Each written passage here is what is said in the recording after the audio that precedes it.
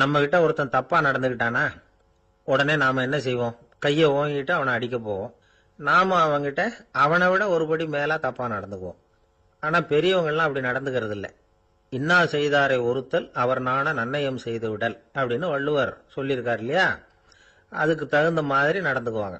பாயசித் விஸ்தாமிங்கிறவர் ஒரு பெரிய ஞானி. அவர் ஒரு நாள் ராத்திரி ரொம்ப நேரம் மசூதியில் இருந்துட்டு வீட்டுக்கு திரும்பி வந்துகிட்டு இருக்கிறார். வழியில ஒரு குடிகாரன், அவன் கையில ஒரு இசை கருவி, அதை கண்ணா பின்னான்னு மீட்டிக்கிட்டு வாய்க்கு வந்தபடியே என்னத்தையோ பாட்டுன்னு நினைச்சுக்கிட்டு பாடிக்கிட்டு அவன் பாட்டுக்கு கிடக்குறான் வழியில. அதோட இருந்தாலும் பரவாயில்ல, அந்த பக்கமா வழியில போறவங்க வர்றவங்களை எல்லாம் பார்த்து கண்ணா பின்னான்னு திட்டிக்கிட்டு இருக்கிறான், ரொம்ப வளர்க்குறான். பாயசித் பிஸ்தாமிங்கிற அந்த பெரியவர் அந்த வழியா போறார். அவனை பார்க்கிறார். அவனுடைய நிலைமைய பார்த்துட்டு பரிதாபப்படுறார். ஏன்பா இது மாதிரி எல்லாம் நடந்துக்கிற, இப்படி நடக்கலாமா அப்படின்னு ஏதோ கொஞ்சம் புத்திமதி சொல்றதுக்கு ஆரம்பிச்சார். அவனுக்கு கோபம் வந்துட்டுது. கையில வச்சிருந்த வாத்திய கருவி அதால ஓங்கி அந்த பெரியவர் தலையில ஒரு அடி கொடுத்தான். ரத்த காயம் ஏற்பட்டு போச்சு. அவன் கையில இருந்த இசை கருவியும் அடிச்ச வேகத்துல ரெண்டா உடஞ்சு போச்சு. அவ்வளவு வேகமா அடிச்சிருக்கான். இவ்வளவு தூரத்துக்கு நடந்து போச்சுல்ல, அந்த மாபெரும் ஞானி வாயை திறந்து ஒரு வார்த்தை கூட பேசல. பேசாம தலையை பிடிச்சிக்கிட்டு அவர் பாட்டுக்கு போயிட்டார். மறுநாள் அந்த பெரியவர் என்ன பண்ணார் தெரியுமா? கொஞ்சம் இனிப்பு பண்டங்கள், கொஞ்சம் பணம், இது ரெண்டையும் ஒரு ஆள் மூலமா அனுப்பி வச்சார் அந்த குடிகாரனுக்கு. அவனுக்கு ஒன்றும் புரியல. என்ன விவரம்னு விசாரிச்சான். வந்த ஆள் ஒரு கடுதாசியை நீட்டினான். அதுல விவரம் இருந்தது. ஞானி எழுதியிருக்கிறார், இதை பார்ப்பா, உங்களுடைய இசைக்கருவி உடையறதுக்கு என்னுடைய தலை காரணமா ஆயிட்டுது. அதுக்காக நான் ரொம்ப வருத்தப்படுறேன். அதுக்காக தான் பணம் அனுப்பி வச்சிருக்கேன். வேற புதுசா ஒரு இசைக்கருவி வாங்கிக்கோ. அப்புறம் இன்னொரு விஷயம், நேற்றுக்கு ராத்திரி என்கிட்ட ஏகப்பட்ட கசப்பான வார்த்தைகளை பேசினேன். இதோட அனுப்பியிருக்கிற இனிப்பு பண்டங்களை சாப்பிட்டு உன்னுடைய நாவல உள்ள கசப்பை மாத்திக்கோ அப்படின்னு அதுல எழுதப்பட்டிருந்தது. இந்த சமயத்துல அவன் குடி மயக்கத்துல இல்ல, கிழிஞ்சு போயிருந்த நேரம் அது. அதனால அதை படிச்ச உடனே அவனுக்கு ரொம்ப வெக்கமா போச்சு. தலை குனிஞ்சான், யோசனை பண்ணான். கொஞ்ச நேரத்துல தன்னுடைய நண்பர்கள் சில பேரையும் கூப்பிட்டுக்கிட்டு நேரம் அந்த ஞானி இருக்கிற இடத்துக்கு ஓடினான். அவர் காலில் விழுந்தான், அவர்கிட்ட மன்னிப்பு கேட்டுக்கிட்டான். பெரியவங்களே தெரியாம நான் இந்த பாவ செயலை பண்ணிவிட்டேன், என்னை மன்னிச்சுங்க, உங்களுடைய பொறுமையும் போதனையும் என்னுடைய கண்ணை திறந்துட்டுது. இனிமே நானும் என்னுடைய நண்பர்களும் நல்ல வழியில திருந்தி வாழ போறோம் அப்படின்னா. ஞானி செய்த நன்னயம் குடிகாரனை எப்படி திருத்திருக்கு பாத்தீங்களா? இந்த கதையை கேட்டுட்டு ஒருத்தர் சொன்னார், என் வாழ்க்கையில கூட அப்படி ஒரு சம்பவம் நடந்தது சார். நானும் ஒரு நாள் ராத்திரி ஓவரா குடிச்சுட்டு ஒரு கிட்டாரை வாசிச்சுக்கிட்டு கண்ணாபின்னான்னு உளறிக்கிட்டு திட்டிக்கிட்டு இருந்தேன். அந்த சமயம் அந்த வழியா ஒருத்தர் வந்தார். ஓங்கி தலையில ஒரே ஒரு அடி, ரத்தம் வந்துட்டுது. அதுக்கப்புறம் என் மனசு தெரிஞ்சுட்டுது சார் அப்படின்னார். அப்படியா என்ன ஆச்சரியமா? ஆமா சார், அடி விழுந்தது அவர் தலையில இல்ல, என் தலையில. வந்தவர் என்ன அப்படி அடிச்சுட்டார். மயக்கம் தெளிஞ்சதுக்கு அப்புறம் தான் எனக்கு விவரம் புரிஞ்சுது. அவர் ஒரு போலீஸ்காரரு அப்படின்னார் ரொம்ப சோகமா. ஒரு பெரியவர்கிட்ட பேசிக்கிட்டு இருந்தேன். அவரு என்கிட்ட ஒரு கேள்வி கேட்டார். திருடர்கள் எத்தனை வகை தெரியுமா உனக்கு அப்படின்னார். இதுதான் அவர் கேட்ட கேள்வி. எதுக்காக என்ன பார்த்து அந்த கேள்வி கேட்டாரு தெரியல. இருந்தாலும் நான் அவருக்கு பதில் சொன்னேன். திருடர்கள்ல எத்தனையோ வகை உண்டுங்க. கார் திருடன், சைக்கிள் திருடன், முகமூடி திருடன், எப்படி சொல்லிட்டே போலாம். இருந்தாலும் என்னுடைய சிற்றறிவுக்கு எட்டின வரையில திருடர்களை 2 வகையா பிரிக்கலாம் அப்படின்னு நினைக்கிறேன். ஒன்னு ராத்திரில திருடுற திருடன், இன்னொருத்தன் பகல்ல திருடுற திருடன். அதாவது பகல் திருடன், ராத்திரி திருடன் அப்படின்னு. பெரியவர் சிரிச்சார். என்ன சிரிக்கிறீங்களே என்ன, கள்வர்கள் 4 வகை அப்படின்னு ஆரம்பிச்சார். எப்படின்னு கேட்டேன். சாப்பாட்டுக்கு இல்லாம திருடுறாங்க பாருங்க, அது ஒரு வகையாம். சாப்பாட்டுக்கு இருந்தும் திருடுறாங்க பாருங்க, அது ஒரு வகையாம். இதை தவிர இன்னும் ஒரு 2 வகை திருட்டு உண்டு. அது என்னன்னா, ஆண்டவன் கிட்ட இருந்து நாம திருடுற திருட்டு, இன்னொன்னு என்னன்னா நம்ம கிட்ட இருந்து ஆண்டவன் திருடுற திருட்டு அப்படின்னார். எனக்கு ஒன்னும் புரியல. என்ன சார் இது, ஆண்டவனையே திருடன்னு சொல்றீங்களே அப்படின்னு ஆச்சரியமா. ஆமாங்க, ஆண்டவனை கள்வன்னு சொல்றது இல்லையா? காஞ்சிபுரத்துக்கு பக்கத்துல திருக்கார்வனம் அப்படின்னு ஒரு ஊர் இருக்கு. அங்க உள்ள பெருமாளுக்கு கள்வர்னு தான் பேரு. அது மட்டும் இல்ல, திருமங்கையாழ்வார் தம்முடைய திரு நெடுந்தாண்டகத்துல கார்வனத்துள்ளாய் கல்வா அப்படின்னு தான் அழைக்கிறார் அப்படின்னு நிறைய உதாரணம்லாம் சொல்ல ஆரம்பிச்சார். அதுக்கப்புறம் அவர்கிட்ட பேசி நான் புரிஞ்சுக்கிட்ட விவரங்களை தான் நான் இப்போ உங்ககிட்ட சொல்ல போறது. அதாவது அவர் சொன்ன முதல் வகை திருடர்கள் சாப்பாட்டுக்கு இல்லாம திருடுறவங்க. இவங்களை திருத்தி போடலாம். சாப்பாட்டுக்கு இருந்தும் பணம் சேர்க்கணுங்கிற ஆசையால பொய் கணக்கெல்லாம் எழுதுறாங்க பாருங்க, அவங்க தான் 2வது வகை. 3வது வகை திருட்டு தான் மிகப்பெரிய திருட்டு. இறைவனுக்கு சொந்தமானத நம்முடையதுன்னு நினைக்கிற திருட்டு. எது இறைவனுக்கு சொந்தமானது அப்படின்னா ஆத்மா. பகவானுக்கு சொந்தமான ஆத்மாவை நம்முடையதுன்னு நினைக்கிறது தான் அந்த மாபெரும் திருட்டு. இதுக்கு பேர் தான் ஆத்மாபகாரமா. சரி, இதுக்கு பரிகாரம் என்ன? எல்லாம் இறைவனுடையது, நமக்கு ஒன்றும் இல்லை அப்படின்னு நினைக்கிறது தான் இதுக்கு பரிகாரம். இதெல்லாம் இருக்கட்டும்.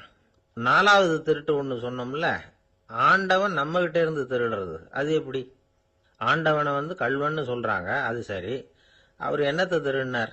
இப்போ இன்னொருத்தருக்கு சொந்தமான ஒன்றை எடுத்து வச்சுக்கிறது தான் கள்ளத்தனம். ஆனா ஆண்டவன் எடுத்துக்கிட்டோம்னா இருக்கிறது எல்லாமே அவனுக்கு சொந்தம். அப்படி இருக்கிறப்போ அவரை எப்படி கள்வன்னு சொல்றது? இது என்ன புரியாம இருக்குதே அப்படின்னு சொல்லி பார்த்தா அதுக்கும் விளக்கம் சொல்றாங்க அவங்க. அதாவது ஆண்டவனுக்கு உருவமே கிடையாது, அரூபமா இருக்கிறவன், அதாவது உருவம் இல்லாம இருக்கிறவன். அப்படி உள்ள பகவான் நம்மள மாதிரி உருவத்துல இருக்கிறான். நம்மள மாதிரியே கையை காலு மூக்கெல்லாம் இருக்குது ஆண்டவனுக்கு. இந்த உருவம் நம்ம கிட்ட இருந்து திருடுனது தானே. அவன் தன்னுடைய உண்மையான திருமேனியை நமக்கு காட்டாம, அதாவது தரிசனம் கொடுக்காம இருக்கிறது கள்ளத்தனம் தானே. அதனால்தான் இதுவும் ஒரு பெரிய திருட்டு, இருக்கிறதுலயே மிகப்பெரிய திருட்டு அப்படிங்கிறார். என்கிட்ட பேசிக்கிட்டு இருந்தாரு, இந்த விஷயம்லாம் சொல்லிட்டு இருந்தாரு இந்த பெரியவர். அதாவது திருட்ட ஆன்மீக நோகத்துல அவர் பார்க்கிறார். நம்ம பார்வையில இதை விட அபூர்வமான திருட்டுலாம் இங்க உண்டு, அபூர்வமான திருடர்களும் உண்டு. ஒரு திருடன் சிறையிலிருந்து விடுதலையாகி வெளியில போனான். கொஞ்ச நாள்ல மறுபடியும் திரும்பி ஜெயிலுக்கு வந்துட்டான். அப்போ சிறை அதிகாரி அவனுக்கு அறிவுரை சொன்னாராம்.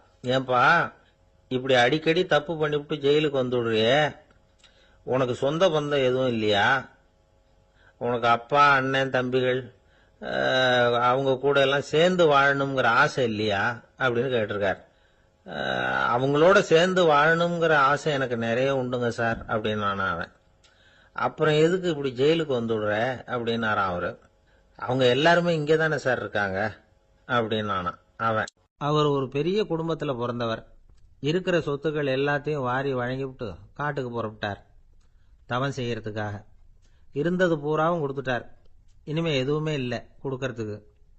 அப்போ கடைசியா ஒருத்தன் கையை நீட்டினான். ஐயா ஏதாவது கொடுங்கன்னா. அவர் பார்த்தார், கட்டியிருக்கிற வேட்டியை தவிர வேற எதுவுமே இல்லை. 8 முழம் பட்டு வேட்டி, ஜரிகை கரையோடு இருக்குது. கடைசியா அதை தான் எடுத்து கட்டிக்கிட்டு அவர் புறப்பட்டுக்கிட்டு இருக்கிறார். அவர் பார்த்தார், எதிரில் அவன் பரிதாபமாக நின்றுகிட்டு இருக்கிறான்.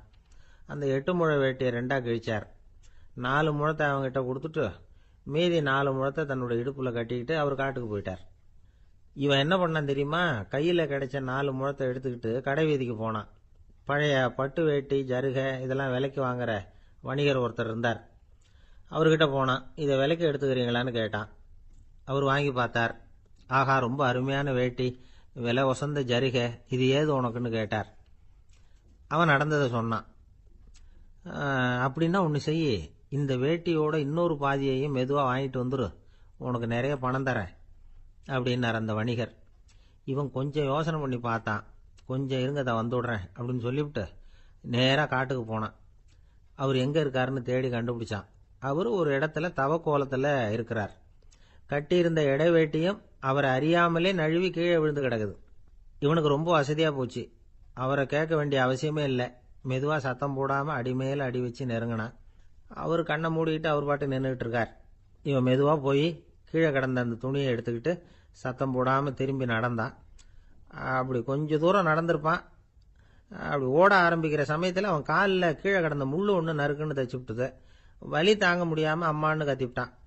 இந்த சத்தத்தினால கண்ணை மூடி நின்றுகிட்டு இருந்த அவர் தவம் கலைஞ்சுது. மெதுவாக கண்ணை திறந்து பார்க்கறார். தன் இடையில இருந்த வேட்டி அவன் கையில் இருக்கு. இப்போ அவர் நினைக்கிறாராம், இந்த வேட்டி மேல நான் வச்ச ஆசை அல்லவா அவனை திருடன் ஆக்கிவிட்டுது அப்படின்னு நினைச்சாராம். இது எப்பேற்பட்ட மனநிலைங்கிறத கொஞ்சம் யோசிச்சு பாருங்க. தான் ஒரு பொருள் மேல வைத்த பற்று இன்னொரு மனிதன் திருடனா ஆகிறதுக்கு காரணமாயிட்டுதே அப்படின்னு நினைக்கிறார். அப்படி நினைச்ச அவர் யார் தெரியுமா? அவர் தான் மகாவீரர். இழந்துட்டேங்கிறியே, நீ என்னத்தை கொண்டு வந்த இங்க இழக்கிறதுக்கு? நீ என்னத்தை உண்டாக்குன இது அழிஞ்சுட்டுதுன்னு சொல்றதுக்கு? இது அவருடைய சிந்தனை. இன்னைக்கு நம்ம சிந்தனையெல்லாம் வேற மாதிரி இருக்குது. ஒருத்தன் நடுத்தெருவில் உட்காந்து அழுதுகிட்டு இருந்தான். அந்த வழியா வந்தவர் கேட்டார், ஏன்பா அழற அப்படின்னு கேட்டார். 5 ரூபா சார், இந்த இடத்துல விழுந்துட்டுது, ரொம்ப நேரமா தேடுறேன், கிடைக்காது போல இருக்கு அப்படின்னா. எப்போ தொலைஞ்சுது அப்படின்னு கேட்டார். அது எனக்கு தெரியாது சார், பணத்தை தொலைச்சவன் தேடி பார்த்துட்டு போயிட்டான், நான் அவனுக்கு பின்னாடி தேட வந்தவன் அப்படின்னு சொல்லிவிட்டு மறுபடியும் தேட ஆரம்பிச்சான். என்னுடைய நண்பர் ஒருத்தர் ஆழ்ந்த சிந்தனையில் இருந்தார். என்ன யோசனை பண்றீங்கன்னு கேட்டேன். தலைவர் ஆகணும்னு பார்க்குறேன், அதுதான் என்ன வழின்னு யோசிச்சுக்கிட்டு இருக்கேன்னார். நான் கூட அது மாதிரி யோசிச்சு பார்த்தேன், அதுக்கப்புறம் அந்த யோசனையை கை விட்டுட்டேன் அப்படின்னோம். ஏன்னு கேட்டார். அதுக்கான தகுதிகள் நமக்கு இல்லைங்கிறது புரியுது. அது நமக்கு புரியறத விட நம்ம விட மற்றவங்களுக்கு நல்லா புரிஞ்சு போச்சு, அதனால பேசாம கம்முன்னு இருந்துடுறது தான் நல்லது அப்படின்னோம். தலைவர் ஆகிறதுக்கு தகுதிகள் வேற உண்டோ அப்படின்னு கேட்டார். அவர் யதார்த்தமாக தான் கேட்குறார். நாங்கள் உடனே எங்ககிட்ட இருந்த ஒரு புஸ்தகத்தை எடுத்து அவர்கிட்ட கொடுத்தோம். படித்து பாருங்கன்னு. தலைவர் ஆகிறதுக்கு என்ன வழி அப்படிங்கிறத பற்றி அதில் போட்டிருக்கிறாங்க. முதல் வழி என்ன தெரியுமா? ஒரு 4 பேர் முன்னாடி இல்லைன்னா ஒரு கூட்டத்துக்கு முன்னாடி நீங்கள் பேச போகிறீங்க. அப்போ எப்படி ஆரம்பிக்கணும்னா, உண்மையான புகழ்ச்சி, நேர்மையான பாராட்டு, இதோடு ஆரம்பிக்கணும். எடுத்ததுமே அது சரியில்லை இது சரியில்லைன்னு பேசிகிட்டு இருக்கக்கூடாது. மக்களை பார்த்து நீங்கள் தான் தப்பு பண்ணிவிட்டீங்க அப்படின்னு நேரடியாக சொல்லக்கூடாது. தவறு இருந்தாலும் அதை மறைமுகமாக ஏதாவது கதை சொல்லி அதிலிருந்து அவங்க புரிஞ்சுக்கிற மாதிரி செய்யணும். அடுத்தவங்க பண்ண தப்பு என்னன்னு அலசறதுக்கு முன்னாடி நீங்கள் பண்ணின தப்பு என்னங்கிறத பற்றியே பேசுங்க. எதுக்கும் நேரடியாக உத்தரவு போட்டுக்கிட்டு இருக்கக்கூடாது.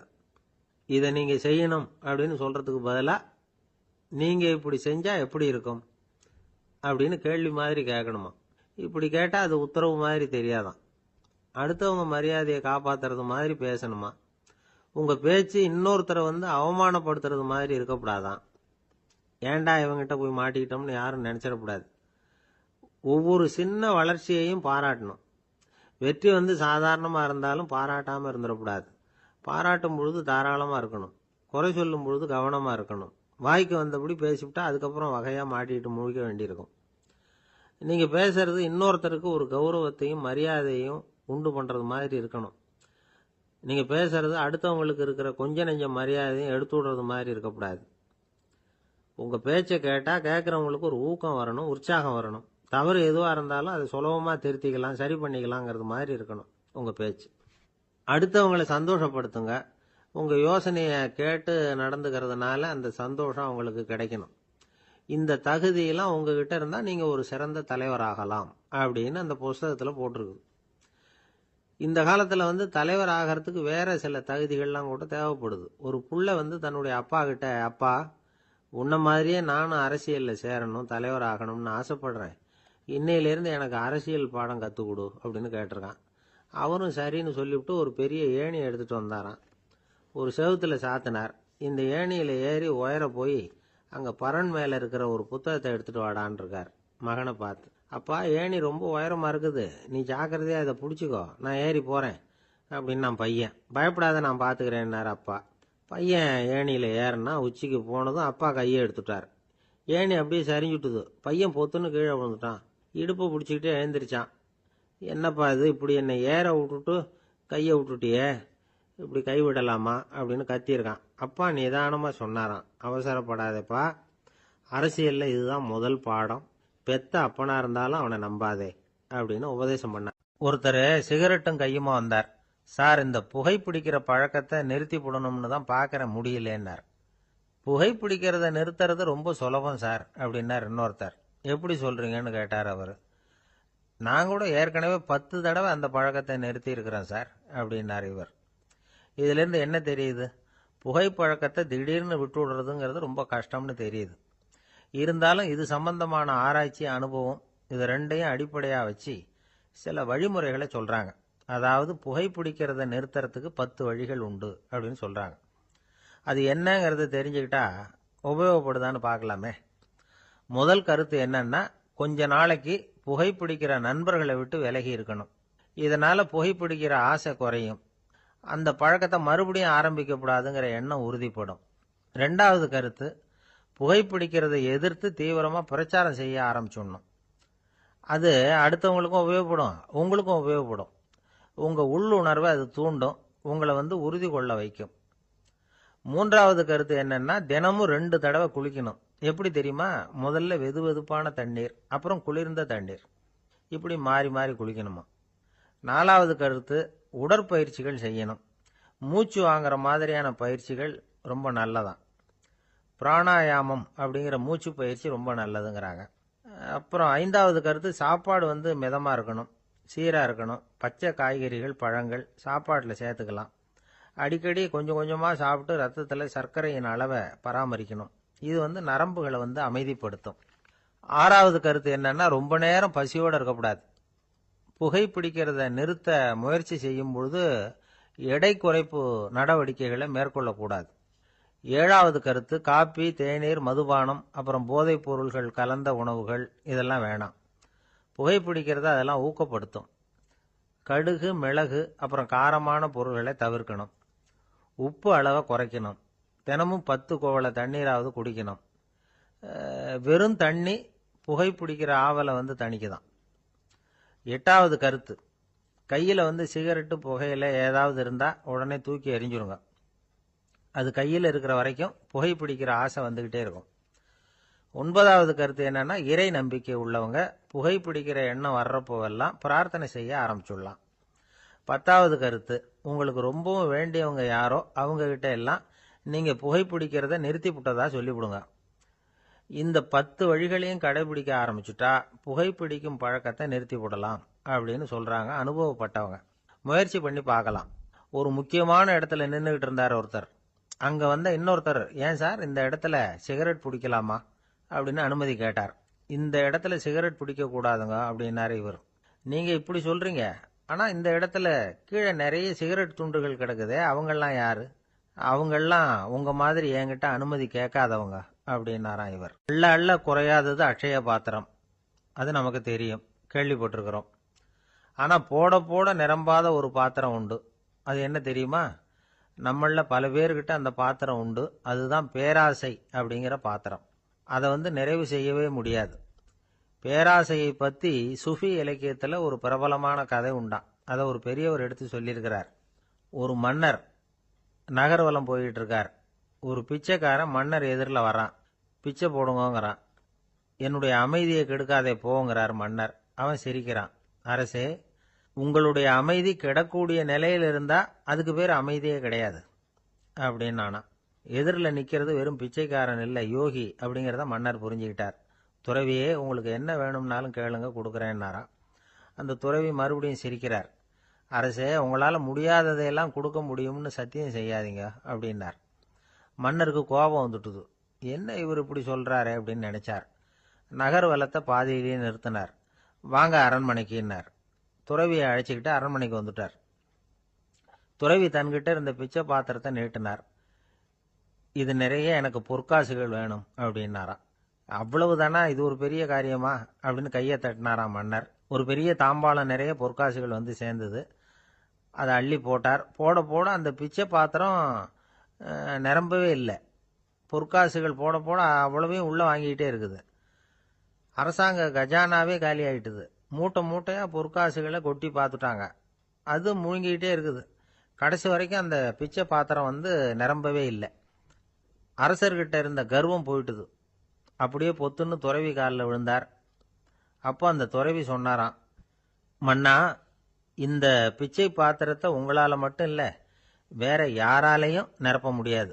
அதுக்கு என்ன காரணம்னா, இது சாதாரண பிச்சை பாத்திரம் இல்லை, பேராசைகளோட வாழ்ந்து செத்துப்போன ஒரு மனிதனின் மண்டை ஓடுது அப்படின்னாராம். பாருங்க, இதுதான் அந்த சுஃபி இலக்கிய கதை. செத்த பிறகும் நிறைவு இல்லைன்னா அது எப்பேற்பட்ட பேராசையா இருக்கும்னு யோசிச்சு பார்த்துங்க. நம்மால் ஒருத்தர் கல்யாணம் பண்ணிக்க பொண்ணு பார்த்துக்கிட்டு இருந்தார். அழகு, அறிவு, படிப்பு எதுவும் தேவையில்லை, பணம் மட்டும் இருந்தா போதும் அப்படின்னு பார்க்குறவங்க கிட்ட எல்லாம் சொல்லி வச்சார். ரொம்ப நாளைக்கு அப்புறம் ஒரு பணக்காரர் கிடைச்சார். அவர் சொன்னார், இதை பாருங்க, எனக்கு 20 வயசுல ஒரு மகள், அவளை நீங்க கல்யாணம் பண்ணிக்கிட்டா 2 லட்சம் பணம் கொடுப்பேன். 25 வயசுல ஒரு பொண்ணு, அவளை கல்யாணம் பண்ணிக்கிட்டா 2.5 லட்சம் தருவேன். 30 வயசுல ஒரு பொண்ணு இருக்கா, அவளை கல்யாணம் பண்ணிக்கிட்டா 3 லட்சம் தருவேன். என்ன சொல்ற அப்படின்னாராம். இவன் கொஞ்ச நேரம் யோசிச்சு பார்த்துருக்கான். அதுக்கப்புறம் மெதுவா அவரை நிமிர்ந்து பார்த்து, ஏன் சார், உங்ககிட்ட 50 வயசுல ஏதாவது பொண்ணு இருக்கா அப்படின்னு கேட்டானா. கணவன் மனைவிக்குள்ள சிக்கல் வராம இருக்கிறதுக்கு அதுல சில வழிகளை சொல்லி கொடுத்துருக்குறாங்க. அதெல்லாம் என்னென்ன அப்படிங்கிறத இப்ப பார்க்கலாமா? குடும்பம்னு இருந்தா கோபம் வரதான் செய்யும். அது வந்துட்டு போட்டும் பரவாயில்ல. ஆனா அந்த கோபம் ஒரே நேரத்துல 2 பேருக்கும் வந்துடாம பாத்துக்கணும். ஒரு சமயத்துல யாராவது ஒருத்தர் தான் கோபப்படணும், அடுத்தவங்க அமைதியா இருக்கணும். அதுக்கப்புறம் இவர் அமைதியான உடனே அவங்க ஆரம்பிச்சுக்கலாம். கோபமா ஏதாவது சொன்னா உடனே கோபமா பதில் சொல்லக்கூடாது. கொஞ்சம் பொறுத்து கோபம் தீர்ந்த உடனே அந்த பதிலை சொல்லலாம். அப்போ பதில் கோபமா இருந்தா கூட அது அவளுக்கு பெருசா தெரியாது. அற்ப விஷயத்துக்கெல்லாம் காய்ச்சி மூச்சுன்னு கத்திட்டு இருக்கக்கூடாது. உங்க 2 பேருக்குள்ள ஒரு தர்க்கம் ஆரம்பம் ஆயிட்டுதுன்னு வச்சுக்கோங்க. கடுமையா 2 பேரும் விவாதம் பண்றீங்க. உங்கள ஒருத்தர் இதுல ஜெயிக்கணும்னா அது நீங்களா இருக்க வேணாம், அடுத்தவங்க ஜெயிக்கிறதுக்கு நீங்க துணையா இருங்களேன். அப்படின்னா நீங்க கொஞ்சம் விட்டு கொடுக்கணும், அவ்வளவுதான். ஏதாவது குத்தம் சொல்லணுமா, செஞ்ச தப்ப சுட்டி காட்டணுமா, விமர்சனம் பண்ணணுமா, பண்ணுங்க, வேணான்னு சொல்லல. ஆனா சொன்னதை அப்படி சொல்றத கொஞ்சம் அன்பா இதமா சொல்லுங்க. எப்போ நடந்த தவறுகளை எல்லாம் இப்போ போய் மறுபடியும் ஞாபகப்படுத்திட்டு இருக்க வேண்டாம். நான் அப்பவே சொன்னேன் இந்த புடவை வேணாம்னு, நீங்க தான் கேட்கல, இப்போ பாருங்க கிழிஞ்சு போச்சு இப்படின்னு கத்துனாங்க ஒரு அம்மா. எப்போ சொன்னீங்கன்னு கேட்டா ஒரு 10 வருஷத்துக்கு முன்னாடி தீபாவளி சமயத்துல அப்படிங்கிறாங்க. அது என்ன இன்னும் அப்படியே புதுசாகவே இருக்கும்? உங்களுக்கு அவர் தான் பெருசு, அவருக்கு நீங்க தான் பெருசு. அதை விட இந்த உலகத்துல வேற எதுவும் முக்கியம் இல்லைன்னு நினைக்கணும். நீ தான் என்னுடைய உலகம்னு எத்தனை தடவை சொல்லியிருப்பீங்க? அதெல்லாம் வெறும் வசனமா போயிடக்கூடாது. ஏதாவது ஒரு பிரச்சனையை பத்தி கடுமையா விவாதம் பண்ணிட்டு இருக்கீங்க, அதை அப்படியே பாதியில விட்டுட்டு படுக்கைக்கு போயிடக்கூடாது. சொச்சத்தை நாளைக்கு பேசிக்கலாம்னு. அப்படி போனா தூக்கம் வராது. பிரச்சனையை ஒரு முடிவு பண்ணிக்கிட்டு அதுக்கப்புறமா தூங்க போகணும். ஒரு நாள்ல ஒரு தடவையாவது உங்க ஜோடியை பாராட்டி நல்ல விதமா கனிவா ஒரு வார்த்தை சொல்லணும் அப்படின்னு தீர்மானம் பண்ணீங்க. ஏதாவது தப்பு பண்ணிவிட்டீங்கன்னா பரவாயில்ல, அதை ஒத்துக்கிறதுக்கும் மன்னிப்பு கேட்கறதுக்கும் தயாரா இருக்கணும். அது ஒன்றும் கேவலம் கிடையாது. வீட்டுக்குள்ள தானே கேட்க போறீங்க, வெளியில யாருக்கு தெரிய போகுதோ? எப்படியோ உங்களுக்குள்ள ஒரு சமரசம் ஆனா சரிதான். ஒரு தகராறுன்னு எடுத்துக்கிட்டா குறைஞ்சபட்சம் அதுக்கு 2 பேர் தேவை. தனியாவே உட்காந்துக்கிட்டு நான் இப்ப தகராறு பண்ணிட்டு இருக்கிறேன் அப்படின்னு யாரும் சொல்ல முடியாது. 2 பேர் தகராறு பண்றாங்கன்னா பொதுவா அந்த 2 பேர்ல யாரு அதிகமா பேசுறாங்களோ அவங்க பேர்ல தான் தப்பு இருக்கும். அதை மனசுல வச்சுக்கணும்.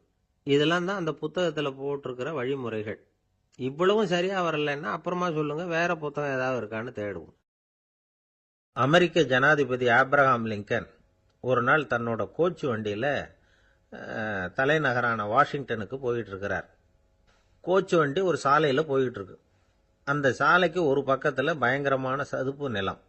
சதுப்பு நிலம்னா அது புதைகுழி, புதை மணல்ங்கிறோம்ல, அது மாதிரி. அந்த சதுப்பு நிலத்துல யாராவது மாட்டிக்கிட்டா அவ்வளவுதான், ஆளை கொஞ்சம் கொஞ்சமா உள்ள அமுக்கிவிடும்.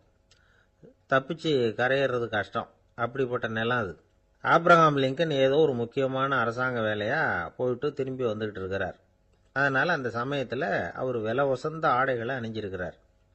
அப்படி அவர் அந்த கோச்சு வண்டியில வந்துகிட்டு இருக்கிறாரு. அந்த சமயத்துல ஒரு காட்சி அவர் கண்ணுல பட்டுட்டுது. என்ன தெரியுமா? ரோட்டுக்கு பக்கத்துல இருந்த சதுப்பு நிலத்துல ஒரு இளம் பன்றி குட்டி சிக்கிக்கிட்டு தவிச்சுக்கிட்டு இருக்குது. பரிதாபமா கத்திக்கிட்டு இருக்குது. அதை பார்த்தார் லிங்கன். அவருக்கு என்ன மாதிரி ஆயிட்டுது. உடனே வண்டியை நிறுத்த சொன்னார். கீழே இறங்கினார். தன்னோட விலை உசந்த ஆடைகளை பத்தி லட்சியம் பண்ணவே இல்லை. தனக்கே ஆபத்து வரலாம்ங்கிறத பத்தியும் கவலைப்படல. தான் ஒரு குடியரசுத் தலைவருங்கிறத பத்தியும் அவர் நினைச்சு பார்க்கல. நேரா அந்த சதுப்பு நிலம் பக்கமா போனாரு. அந்த சேத்துல இறங்கி பன்றிக்குட்டியை காப்பாத்தி கரைக்கு கொண்டுட்டு வந்து சேர்த்துட்டார். அதுக்கப்புறம் நிம்மதியா கோச்சு வண்டியில ஏறி வெள்ள மாளிகைக்கு வந்து சேர்ந்தார். ட்ரெஸ், உடம்பு பூரா சேறு சகதி. பாக்குறவங்களுக்கெல்லாம் ஆச்சரியமா போச்சு. அவங்களுக்கு ஒன்றும் புரியல. இவர் நேரா ட்ரெஸ் மாத்திக்கிறதுக்காக போனாரு. கோச்சு வண்டி ஓட்டிட்டு வந்தவன் கிட்ட போய் எல்லாரும் கேட்டாங்க என்ன ஆச்சு அப்படின்னு. அவர் வர்ற வழியில நடந்த விவரத்தை சொன்னார். ஆப்ரஹாம் லிங்கனுடைய இந்த இறக்க குணத்தை எல்லாரும் பாராட்டினாங்களாம், புகழ்ந்தாங்களாம். ஆனா இதுக்கு லிங்கன் என்ன பதில் சொன்னார் தெரியுமா? தயவு பண்ணி இந்த புகழ்ச்சியான பேச்சையெல்லாம் ஒதுக்குங்க, அதெல்லாம் வேணாம். அந்த சின்ன பிராணி சகதியில் மாட்டிக்கிட்டு துடிச்சிக்கிட்டு இருந்தது. அதை பார்த்தேன். உடனே என்னுடைய இதயத்தில் ஒரு முள்ளு தைச்சது மாதிரி ஒரு உணர்வு. அந்த முள்ளை பிடுங்கி எறிஞ்சேன், அவ்வளவுதான். உண்மையில் அந்த பிராணிக்கு நான் உதவினேங்கிறத விட எனக்கு ஏற்பட்ட இன்னலை போக்கிட்டேன் அப்படிங்கிறது தான் உண்மை. அதுதான் பொருத்தம். அப்படி இருக்கிறப்போ இதில் புகழறதுக்கு என்ன இருக்குது அப்படின்னாரு ஆபிரகாம் லிங்கன். எவ்வளவு யதார்த்தமான வார்த்தைகள் பாருங்க. இந்த காலத்தில் நம்மளையும் பல பேர் அப்படி உண்டு. நீச்சல் தெரியாத ஒரு ஆள் தண்ணியில் இறங்கிட்டான். தண்ணி ஆழம்ங்கிறது அப்புறமா தான் தெரிஞ்சுது. தத்தளிக்க ஆரம்பிச்சுட்டான். வாழ்னு கத்துறான். கரையில் நின்றுட்டு இருந்த ஒருத்தர் இதை பார்த்தார். உடனே அவருக்கு இதயத்தில் முள்ளு தைச்சது மாதிரி ஒரு உணர்வு. உடனே குபீர்னு தண்ணியில் பாய்ஞ்சார். அவரை காப்பாற்றி கரைக்கு கொண்டுட்டு வந்து சேர்த்தார். இதை பார்த்துக்கிட்டு இருந்த இன்னொருத்தர் காப்பாற்றின அந்த ஆளை பாராட்டி புகழ்ந்தார். என்ன புகழாதீங்க சார் அப்படின்னார் அவர். ஏன்னு கேட்டார் இவர். நான் அந்த ஆளை ஏன் காப்பாற்றினேன் தெரியுமா?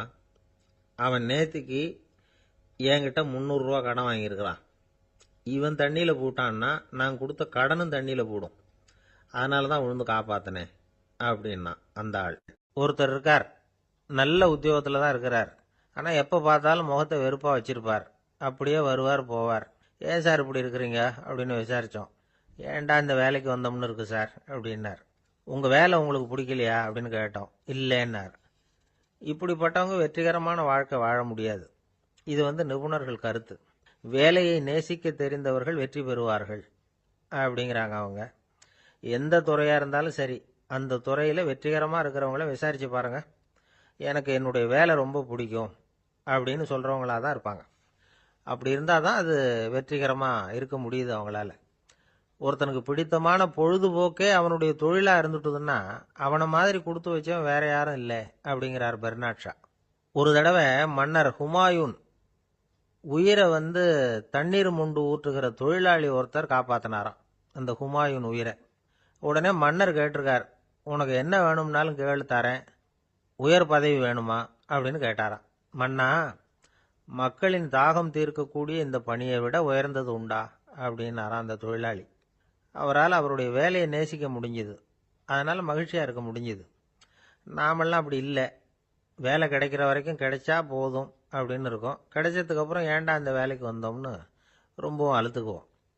சரி, நாம் இருக்கிற இடத்துல நாம் வெற்றிகரமாக இருக்க வழி உண்டா அப்படின்னா உண்டுன்னு சொல்கிறாங்க. அதாவது மன இயல் நிபுணர்கள் இருக்கிறாங்க இல்லையா, அவங்க அதுக்கு முக்கியமாக 6 வழிகள் சொல்கிறாங்க.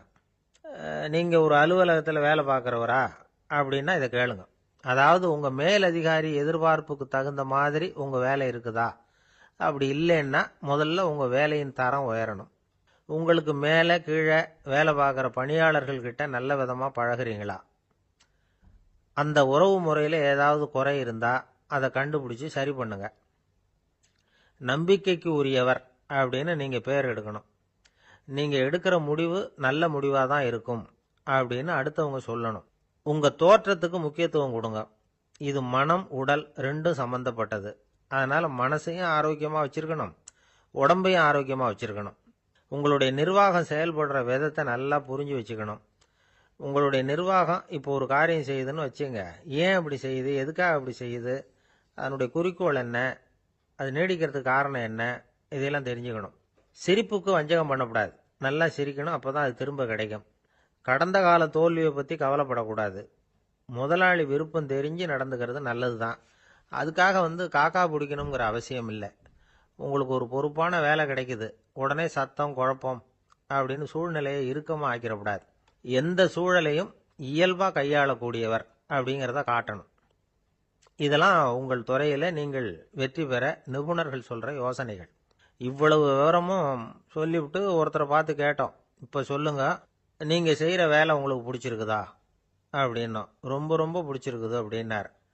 சரி, என்ன செஞ்சிட்டு இருக்கிறீங்க அப்படின்னு கேட்டோம். சும்மா தான் இருக்கிறேன் அப்படின்னார்.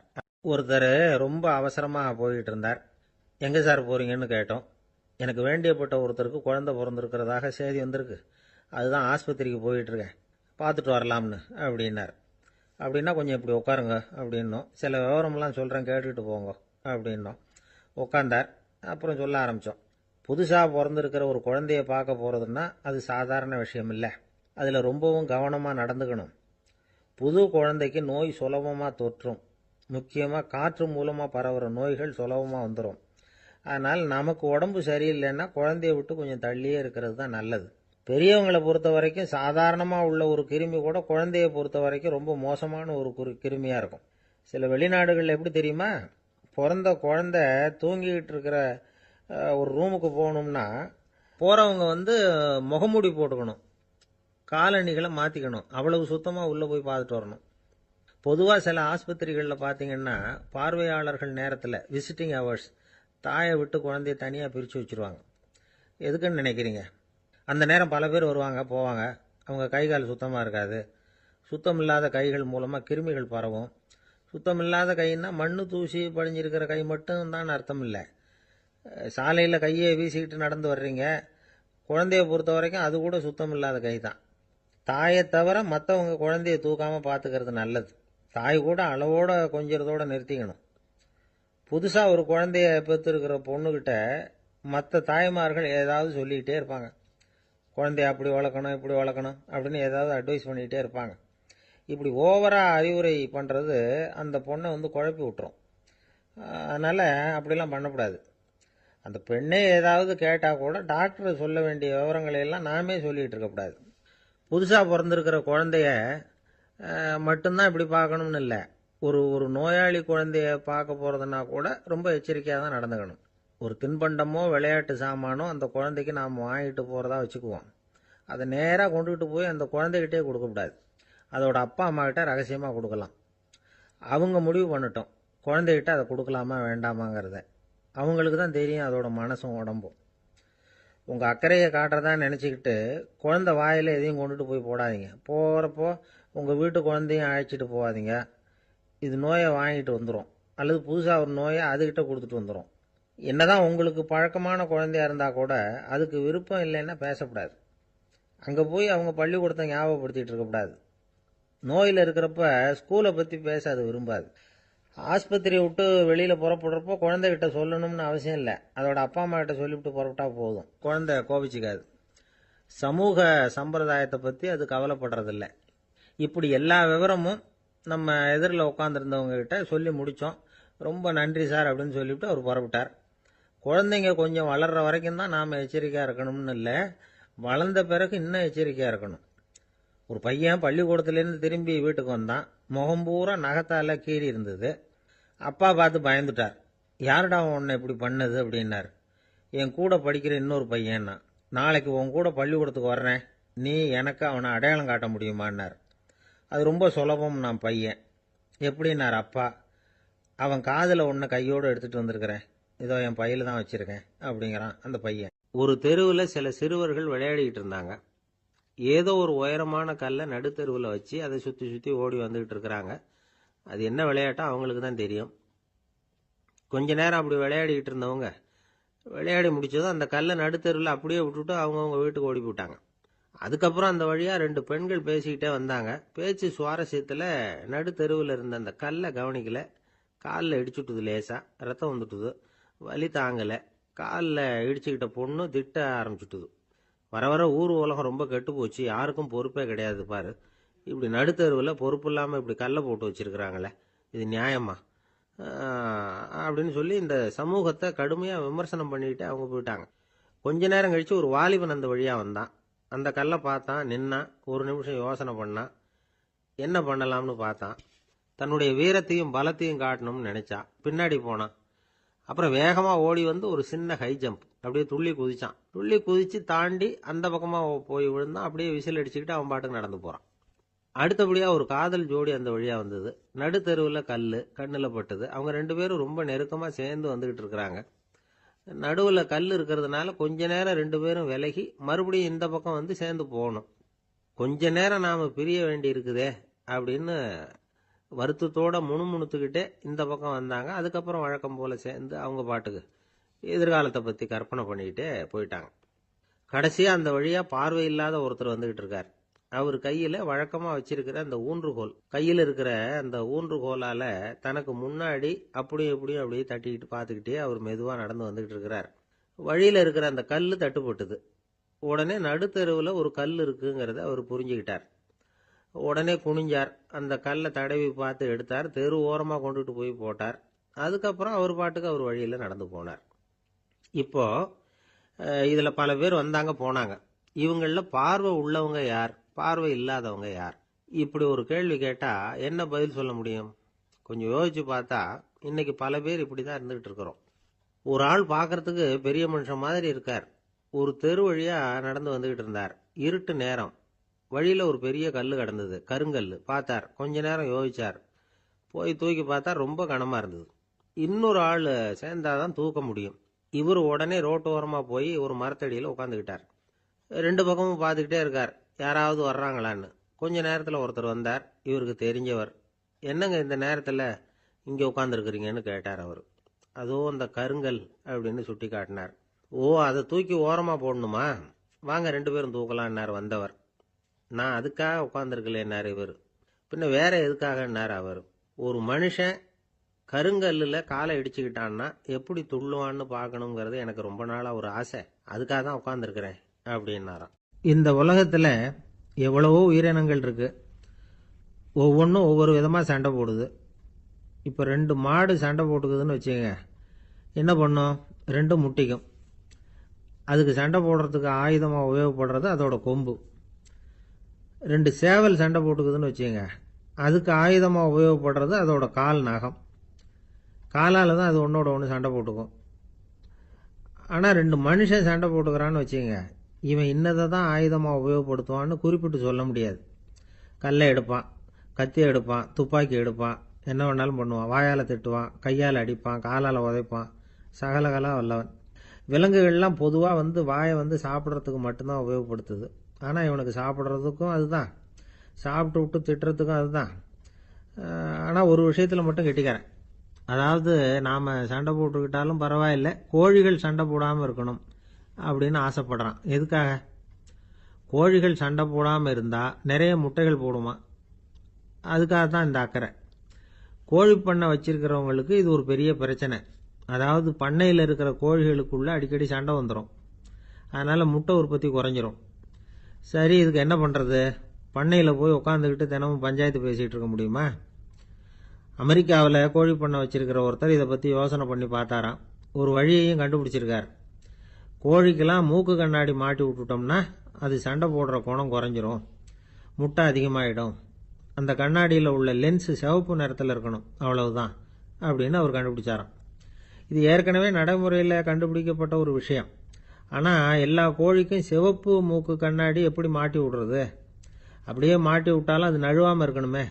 இப்போ நாமெல்லாம் நடு விரலால் மூக்கு கண்ணாடி நடுவில் தொட்டு அப்படி ஸ்டைலாக சரி பண்ணிக்கிறோம். அது மாதிரி கோழி எப்படி சரி பண்ணிக்கும்? இதுதான் பிரச்சனை. இதுக்கு அவர் என்ன வழி கண்டுபிடிச்சாருன்னா, கோழிக்கெல்லாம் மூக்கு கண்ணாடிக்கு பதிலாக விழியொட்டு வில்லைகள், கான்டாக்ட் லென்ஸ், அதை பொருத்தி விட்டா என்ன அப்படின்னு யோசனை பண்ணார். அதே மாதிரி பண்ணார். அதே மாதிரி செஞ்சு பார்த்தார், வெற்றி.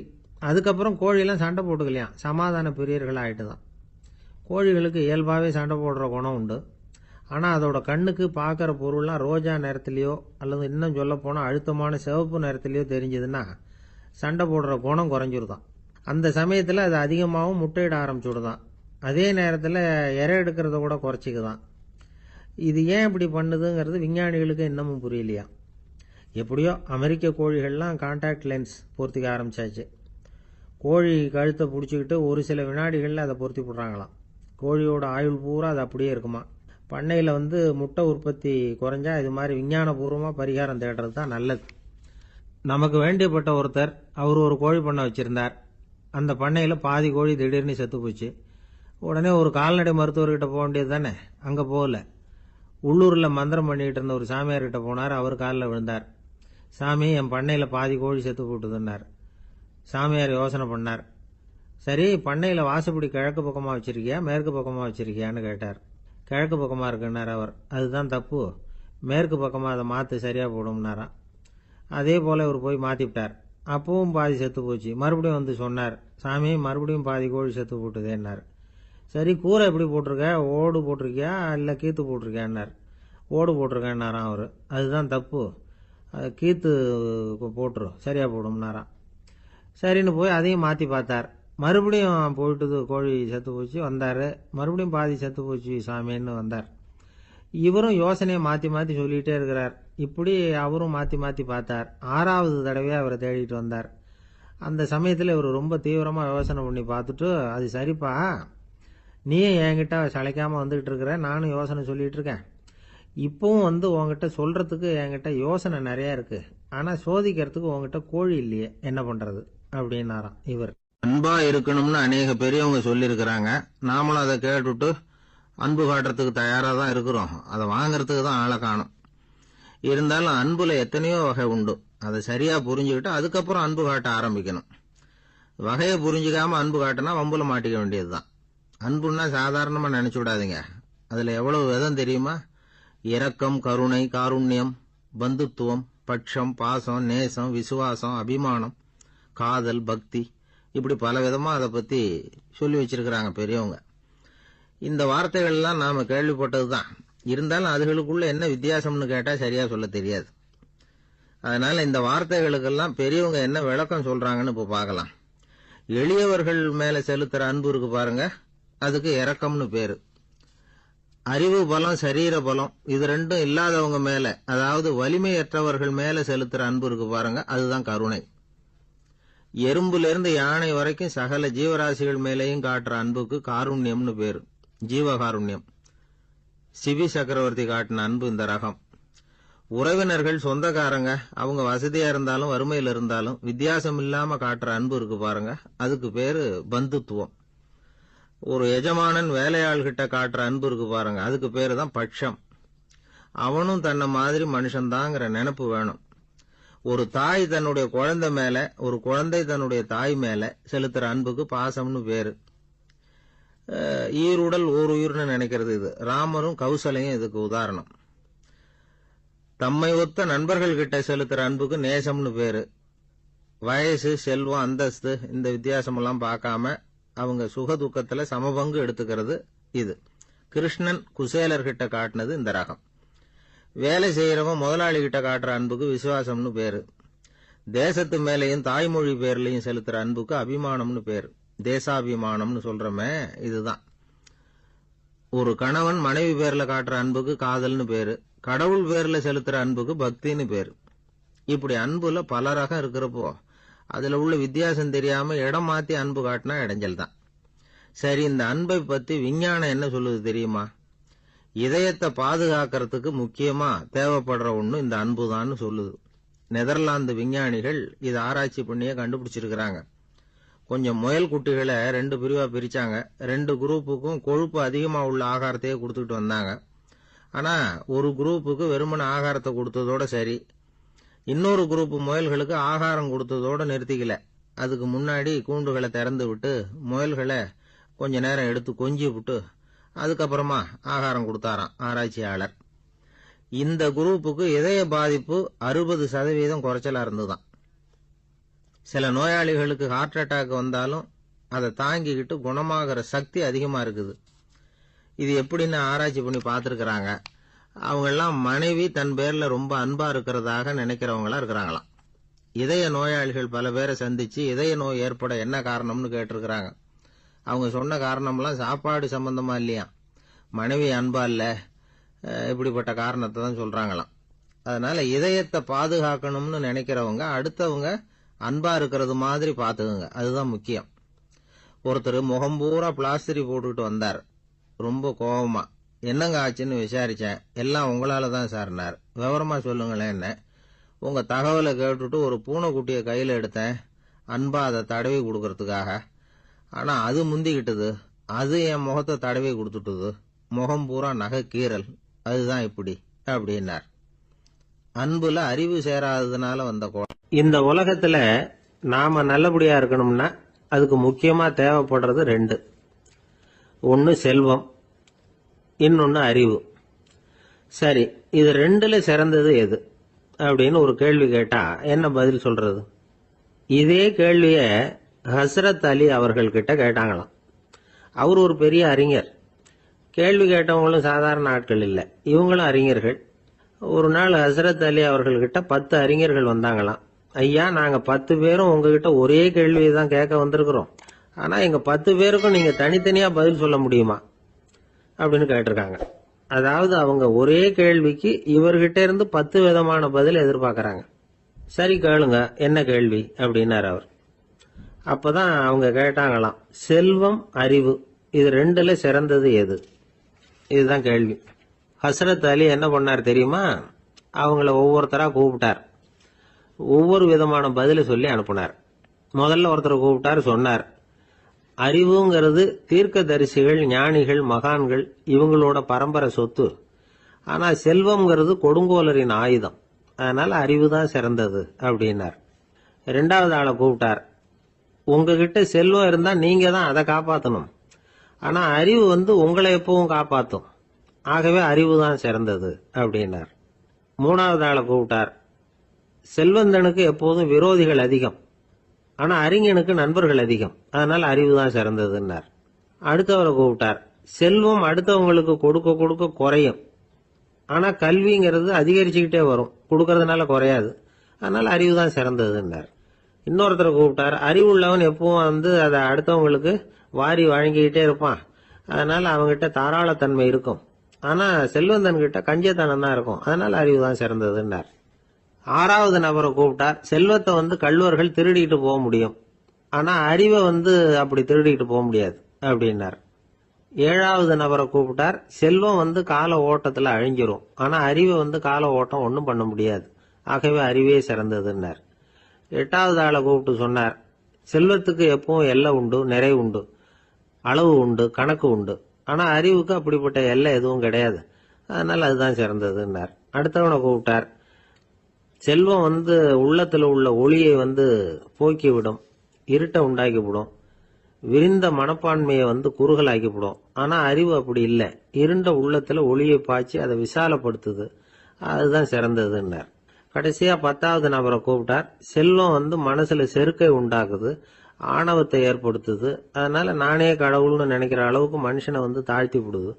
ஆனா அறிவு பணிவையும் பண்பாட்டையும் வளர்க்குது. அதனால அறிவு தான் சிறந்ததுன்னார். ஆக இப்படி 10 பேருக்கும் 10 விதமா பதில் சொன்னது மூலமா ஹஸ்ரத் அலி அவர்கள் அறிவு தான் செல்வத்தை விட சிறந்தது அப்படிங்கறதுக்கு 10 காரணங்களை சுட்டி காட்டியிருக்கார். அந்த அறிஞர் 10 பேர் கேட்ட ஒரே கேள்விக்கு 10 பதில் சொன்னார். நமக்கு வேண்டிய ஒருத்தர் 10 பேர் கேட்ட கேள்விக்கு ஒரே பதில் சொல்லி சமாளிச்சார். கேள்வி என்ன தெரியுமா? என்கிட்ட வாங்கின கடனை எப்பயா திருப்பி கொடுக்க போற? இதுதான் அந்த 10 பேரும் கேட்ட ஒரே கேள்வி.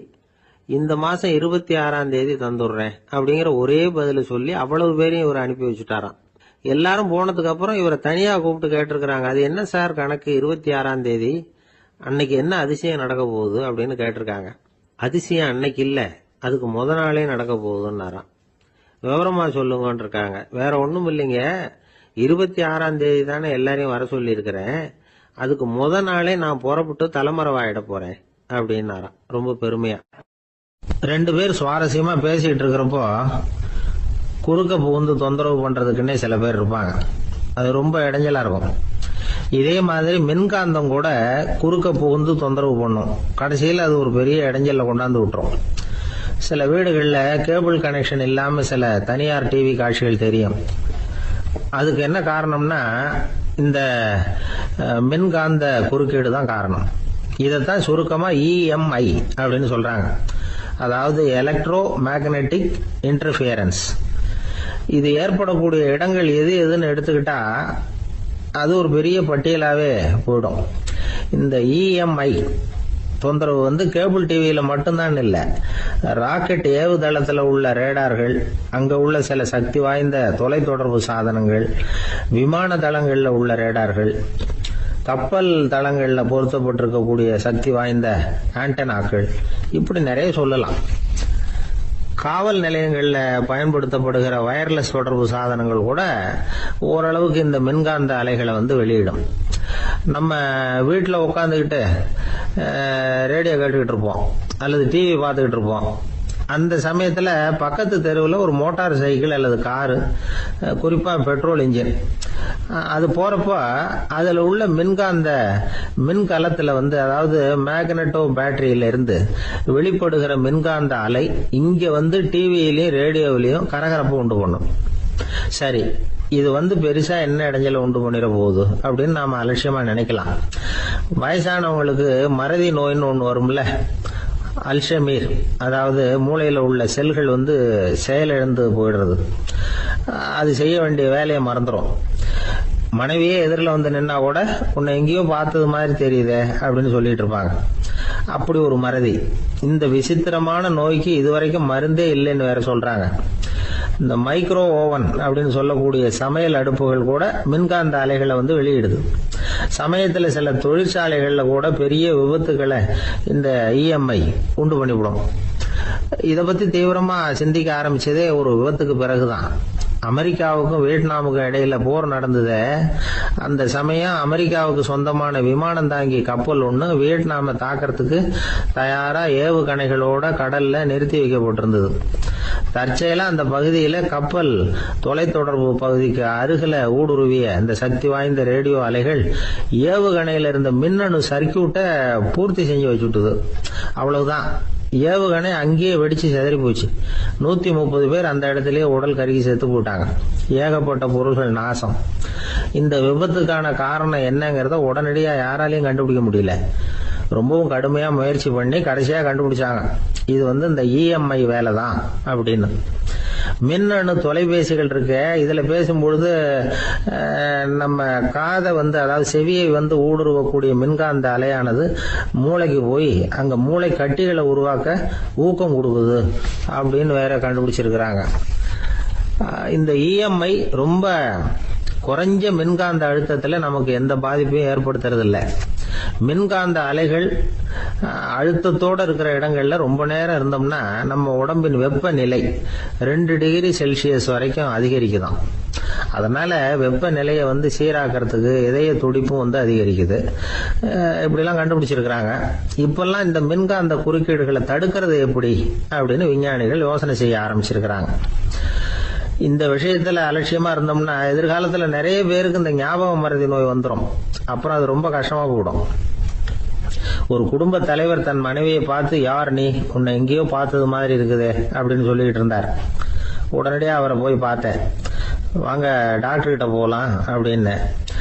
அவரு என்னை தனியா அழைச்சிட்டு போய் காதோட காதா மெதுவா சொல்றார், இந்த பாருப்பா, என் கையில பணம் இல்லாத போகலாம், அப்படி மறதி நோய் வந்துட்டது மாதிரி நடிச்சுக்கிட்டு இருப்பேன், அவ்வளவுதான், அதை நீ கண்டுக்காத அப்படின்னார். ஒருத்தர் அவசரமா போய்கிட்டு இருந்தார். எங்க போயிட்டு இருக்கீங்க அப்படின்னு கேட்டார் ஒரு பெரியவர். கடைக்கு போறேன் சார், சாமான் வாங்கறதுக்கு அப்படின்னார். அங்க போறதுக்கு முன்னாடி தெரிஞ்சுக்க வேண்டியதெல்லாம் தெரிஞ்சுக்கிட்டீங்களா அப்படின்னு கேட்டார் பெரியவர். கடைக்கு போய் காசை கொடுத்து ஒரு பொருளை வாங்கிட்டு வரப்போறோம், இதுல தெரிஞ்சுக்க வேண்டியது என்ன இருக்குது அப்படின்னார் அலட்சியமா. இப்ப அந்த பெரியவர் பேச ஆரம்பிச்சார். இந்த உலகத்துல எந்த ஒரு செயல்ல இறங்குறப்பவும் நாம நல்லா ஆலோசனை பண்ண வேண்டிய விஷயம் 5 அப்படின்னார். உதாரணமா, ஒருத்தன் கடைக்கு போய் ஏதோ ஒரு பொருளை வாங்கிட்டு வர போறான்னு வச்சுக்கங்களேன். அப்ப கூட அவன் 5 விஷயங்களை பத்தி தெரிஞ்சுக்க வேண்டியிருக்குது அப்படிங்கிறார் அவர். முதல்ல அந்த பொருள் எப்படிப்பட்டது அப்படிங்கறத தெரிஞ்சுக்கணும். 2வதா தன்னை பத்தியும் தெரிஞ்சுக்கணும். அப்பதான் அந்த பொருள் தனக்கு தேவையா இல்லையா அப்படிங்கறத புரிஞ்சுக்க முடியும். 3வதா தெரிஞ்சுக்க வேண்டியது ஒண்ணு இருக்கு. அது என்னன்னா, அந்த பொருளை அடையறதுக்கு வழி என்ன அப்படிங்கறத தெரிஞ்சுக்கணும். அதாவது எவ்வளவு பணம் கொடுத்தா அது கிடைக்கும், இது மாதிரியான விஷயங்கள். 4வதா அந்த பொருளை அடையிறது மூலமா நாம அடையக்கூடிய பயன் என்ன அப்படிங்கறதையும் உணரணும். 5வது அந்த பொருளை அடையிறதுல இருக்கக்கூடிய தடை எது அப்படிங்கறதையும் நாம தெரிஞ்சுக்கணும். பெரியவர் பேசுறது ஏதோ தத்துவம் மாதிரி தெரியுது இல்லையா? தத்துவம் தான். அதாவது இப்படி உலகியல் வாழ்க்கையில சின்ன சின்ன விஷயங்கள்லயே நாம 5 விஷயங்களை தெரிஞ்சுக்க வேண்டி இருக்குது. அது ரொம்ப அவசியமா இருக்கு. பேரின்ப நிலைன்னு சொல்றாங்கல்ல, அது மாதிரி பெரிய சமாச்சாரங்கள்லயும் இந்த 5 விஷயங்களை நாம தெரிஞ்சுக்க வேண்டி இருக்குது. அதுக்கு பேர் என்னன்னா அர்த்த பஞ்சகம். வைணவ சமயத்துல அர்த்த பஞ்சகம்ங்கிறது ரொம்ப பெரிய விஷயம். கடைக்கு போறது மாதிரி கடவுளை பார்க்க போறப்போ நாம 5 விஷயங்களை தெரிஞ்சுக்கணுமா. முதல்ல பரம்பொருள் அப்படிங்கிறது என்ன, அதோட தன்மைகள் என்ன, இதை தெரிஞ்சுக்கணும். இதுக்கு பேர் என்னன்னா பரமாத்ம ஸ்வரூபம் அப்படின்னு பேர். 2வது நாம யாரு, நம்மோட தன்மை என்ன அப்படிங்கறத தெரிஞ்சுக்கணும். நான் யாருன்னு எனக்கே தெரியலங்கிறப்போ இதை நான் சொல்றேன்னு இது என்னுடையதுன்னு சொல்றது தப்பு தானே. அப்புறம் மூணாவது விஷயம், பரம்பொருளை நாம் அடையறதுக்கு வழி எது, இது தெரிஞ்சுக்கணும். இது உபாய ஸ்வரூபம் அப்படின்னு பேர். நாலாவது விஷயம், நாம் அடைய வேண்டிய பயன்கள் என்ன அப்படிங்கறது தெரிஞ்சுக்கிறது. இதுக்கு புருஷார்த்தம் அப்படின்னு பேர்.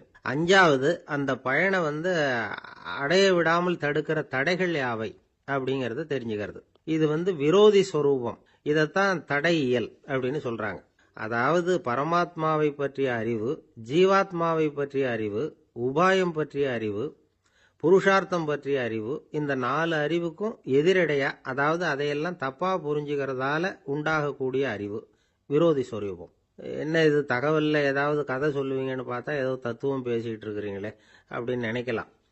இதுவும் தெரிஞ்சுக்க வேண்டிய ஒரு பெரிய விஷயம்தான். காதில் போட்டு வச்சா எப்போவாவது உபயோகப்படும். என்னுடைய நண்பர் ஒருத்தர் ஒரு நாள் என்கிட்ட சொன்னார், சார், அடுத்த மாதம் தஞ்சாவூரில் ஒரு கல்யாணம், போகிறதா வேண்டாமா அப்படின்னு ஒரே குழப்பமா இருக்கு அப்படின்னார். நான் உடனே இந்த அர்த்த பஞ்சக உபதேசம் பண்ண ஆரம்பித்தேன். அவர் எல்லாத்தையும் பொறுமையாக கேட்டுவிட்டு, சரி சார், நான் போகிறதுன்னு முடிவு பண்ணிவிட்டேன்னார். எப்படி இந்த முடிவுக்கு வந்தீங்க அப்படின்னு கேட்டேன். அவர் சொன்னார், சார், அந்த 2வது பாயிண்ட் ஒன்று சொன்னீங்களே, அதை புரிஞ்சுக்கிட்டதுக்கு அப்புறம்தான் இந்த முடிவுக்கு வந்தேன் அப்படின்னார். என்ன 2வது பாயிண்ட்னு? அதாவது தன்னை பற்றி புரிஞ்சுக்கணும் அப்படின்னு சொன்னீங்க. உடனே என்னை பற்றி புரிஞ்சுக்கிட்டேன், நான் யாருங்கிறது எனக்கு தெரிஞ்சுது, உடனே போகிறது தான் நல்லதுன்னு முடிவு பண்ணிவிட்டேன்னார். நீங்கள் யாருன்னு கேட்டேன். நான் தான் சார் அந்த கல்யாணத்தில் தாலி கட்ட வேண்டிய மாப்பிள்ளை அப்படின்னார். ஐயா, என்னுடைய நூல் வெளியீட்டு விழாவுக்கு அவசியம் நீங்கள் வரணும் அப்படின்னு கூப்பிட்டார் ஒருத்தர். எப்போ வரணும்னு கேட்டேன். அடுத்த வாரம்னார். சரி, புத்தகம் தயாராகிட்டுதா அப்படின்னேன். நாளைக்கு தான் அச்சிக்க கொடுக்க போகிறேன்னார். என்னங்க இது, புத்தகம் அச்சிடுறதுக்கு முன்னாடியே அழைப்புதழை அச்சடிச்சுப்பிட்டீங்களே அப்படின்னு கேட்டேன். அதனால் என்னங்க, அந்த காலம் மாதிரியா இப்போல்லாம் அச்சுக்கலை எவ்வளவோ முன்னேறியாச்சுங்க. Linotype, monotype, phototype, laser, இப்படி என்னென்னமோ வந்தாச்சு. இன்னைக்கு கொடுத்தா நாளைக்கே புத்தகம் தயார் அப்படின்னார். இப்படி இந்த அளவுக்கு முன்னேறி இருக்கிற இந்த அச்சுக்கலை ஆரம்பத்தில் எப்படி இருந்தது தெரியுமா? அந்த காலத்தில் காகிதம்னா என்னன்னே தெரியாது. அப்படி ஒன்று கண்டுபிடிக்கப்படவே இல்லை. அப்போல்லாம் எதையாவது ஒன்று எழுதணும்னா அதுக்கு ஆட்டு தோலை தான் பயன்படுத்தி இருக்கிறாங்க. கண்ணுக்குட்டி தோல் கூட அதுக்கு உபயோகப்பட்டு தான். ஐரோப்பாவில் இருந்த பாதிரியார்கள் தோலில் எழுதப்பட்ட புத்தகத்தை தயாரிக்கிறதுல ரொம்ப கெட்டிக்காரங்களாம். எகிப்து, அப்புறம் மத்திய தரைக்கடல் ஓரத்தில் உள்ள நாடுகள், இங்கெல்லாம் தோல் தான் எழுதுபொருளாக பயன்பட்டு வந்திருக்குது. ஆனால் நம்ம நாட்டில் ஓலைச்சுவடிகளை எழுத்துக்கு பயன்படுத்தி இருக்கிறாங்க. எழுதுறதுக்கு தோலை பயன்படுத்தினவங்க பிறகு பேப்பரைஸ் அப்படிங்கிற கோரை புல்லை அதுக்கு பயன்படுத்தினாங்களாம். இதெல்லாம் அப்படி கொஞ்சம் கொஞ்சமாக கண்டுபிடிச்சிட்டு வந்திருக்கிறாங்க. அந்த புல்லை கச்சிதமாக நறுக்க வேண்டியது, நல்லா பதப்படுத்த வேண்டியது, அதுக்கப்புறம் அதில் எழுத வேண்டியது, அவ்வளவுதான். பேப்பருங்கிற சொல்லே இந்த பேப்பைரஸ் அப்படிங்கிறதுலேருந்து வந்தது தான். அதுக்கப்புறம் தான் காகிதம் வந்தது. இதை முதல்ல சீன நாட்டில் தான் கண்டுபிடிச்சாங்க. அது வந்த பிறகு அச்சு எந்திரம் கண்டுபிடிக்க வேண்டிய அவசியம் ஏற்பட்டது. அதை கண்டுபிடிச்சவர் ஜெர்மானிய அறிவியல் அறிஞர் ஜான் கூட்டன்பர்க். அச்சுக்கலைக்கு அடித்தளம் அமைச்சவர் அவர் தான். ஜெர்மனியில் மெயின்ஸ் அப்படிங்கிற ஊரில் 1399 பிறந்தார். அவரோட மாமன் ஒருத்தர் உலோக வேலையில் வல்லவர். அவர்கிட்ட அந்த வேலையை கற்றுக்கிட்டார். அதோட வைர கற்களை பட்டை தீட்டுறதுலையும் ரொம்ப தேர்ச்சி பெற்றிருந்தார். இளம் வயசுலேயே சும்மா இருக்க மாட்டாராம். எதை செஞ்சாலும் அதை திறமையாக செய்வாராம். அவர் தான் முதல்ல மர அச்சு எழுத்துக்களை உருவாக்கினார். அது மேலே மை தடவி பிரதிகள் எடுத்தார். அதுக்கப்புறம் உலோக எழுத்துக்கள், முதல்ல காரியம், அப்புறம் இரும்பு, அப்புறம் கலப்பு உலோகம், பிறகு அச்சடிக்கிறதுக்கு எந்திரம் ஒன்றையும் உருவாக்கினார். முதல்ல பைபிள் அச்சடித்தார். 1468 அவர் இறந்து போனார். 16ஆம் நூற்றாண்டில் மேலை நாடுகளிலிருந்து மர எழுத்துக்களை கொண்டுகிட்டு தமிழ்நாட்டில் கிறிஸ்தவ நூல்களை அச்சிட்டாங்க. அப்போல்லாம் அச்சகங்கள் போதிய அளவுக்கு இங்கே இல்லை. அதுக்கு என்ன காரணம்னா, இந்தியர்கள் அச்சகங்களை நடத்தக்கூடாது அப்படின்னு சட்டம். 1835 வரைக்கும் அந்த சட்டம் நடைமுறையில் இருந்தது. இந்த நிலைமையில் அங்கேயும் இங்கேயுமா 1-2 அச்சகங்கள் ஆரம்பமாச்சு. 1713 தரங்கம்பாடியில் லூதரன் மிஷன் அச்சகம், அதே ஆண்டில் சென்னையில் SPCK அச்சகம், இது ரெண்டும் தான் இந்தியாவில் முதல்ல தொடங்கப்பட்ட அச்சகங்கள். ஆட்டுத்தோல்லையும் ஓலைச்சுவடியிலையும் எழுதப்பட்ட எழுத்துக்கள் இன்னைக்கு எங்கேயோ போயிட்டுது. ஆனா நம்ம ஊர்ல எழுத்தாளர்கள் நிலைமை தான் ஒன்றும் சொல்லிக்கிறது மாதிரி இல்லை.